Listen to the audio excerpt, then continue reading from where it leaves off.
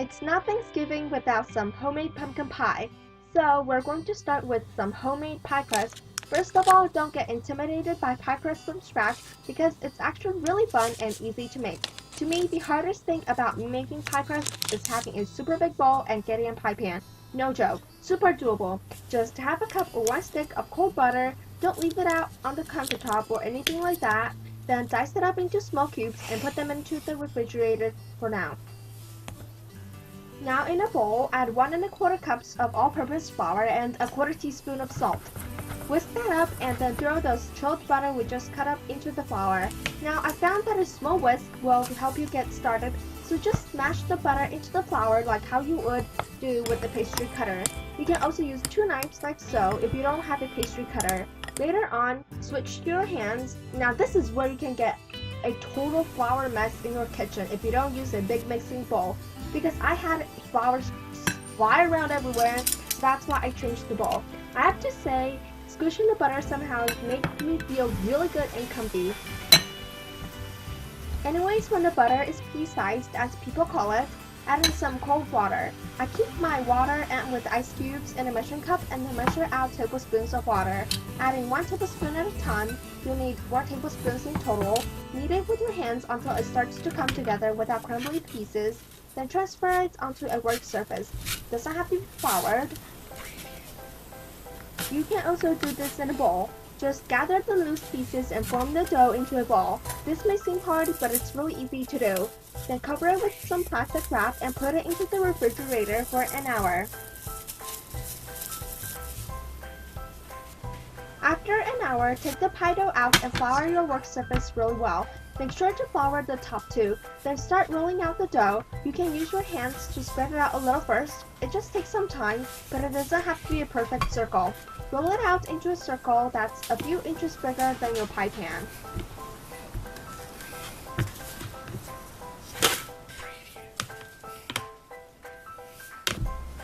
Then go ahead and trim off the excess.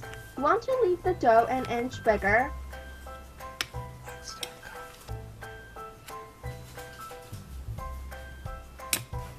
And roll the dough further if necessary. After that, wrap the dough around the rolling pin and place it directly onto your pie pan. Be really gentle when you're doing this. Oh, and please save the excess dough.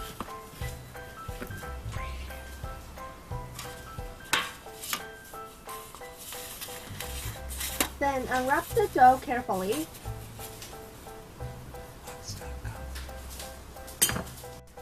Then fold the outside dough underneath to create a nice thick layer of the crust.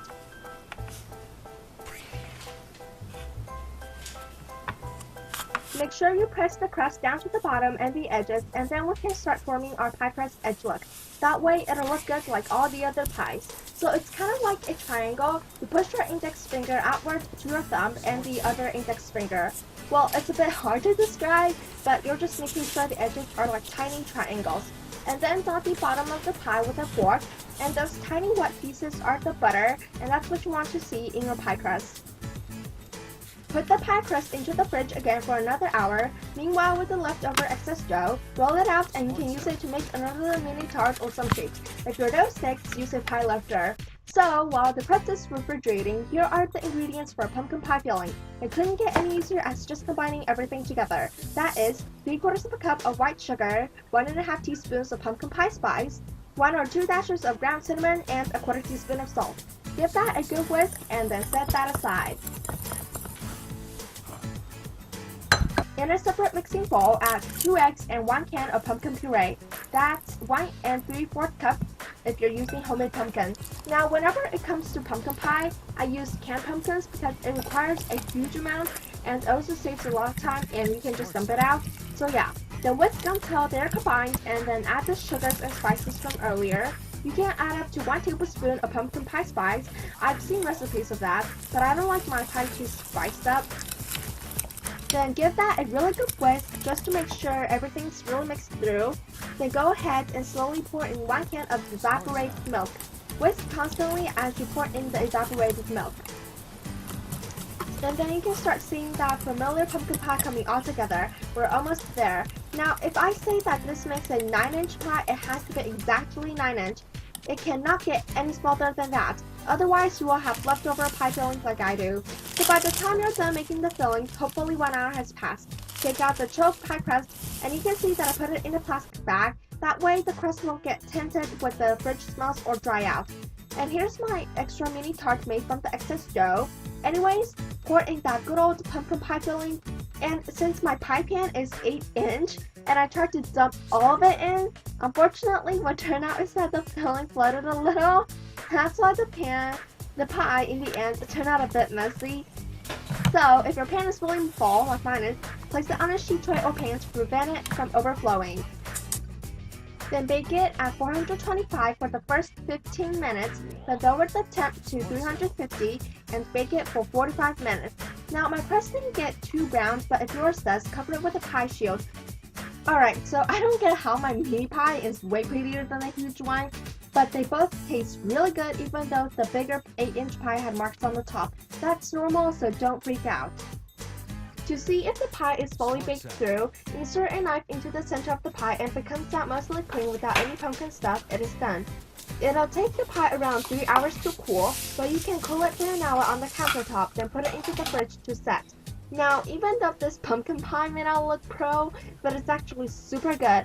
I love the pumpkin pie filling and that crust. Not too sweet, not too spicy, the perfect taste and amount of texture and flavor. Now, this homemade pie is like so much better than store-bought, so please try making it from scratch yourself. Top it with some homemade whipped cream and enjoy. Oh, and best served chilled. Okay, so for the special edition, I'll show you a peek at what my family had on Thanksgiving. So we had some turkey, of course, pork legs, shrimp, sweet potatoes, and you cannot forget the mashed potatoes, some corn and wild rice. For the desserts, we had some cheesecake my uncle made. It was insanely good. It was thick and creamy. Then my pumpkin pie and apple rhubarb pie, they are all very delicious. These are the leftovers, so I don't have any recipes for any of those except my homemade pumpkin pie.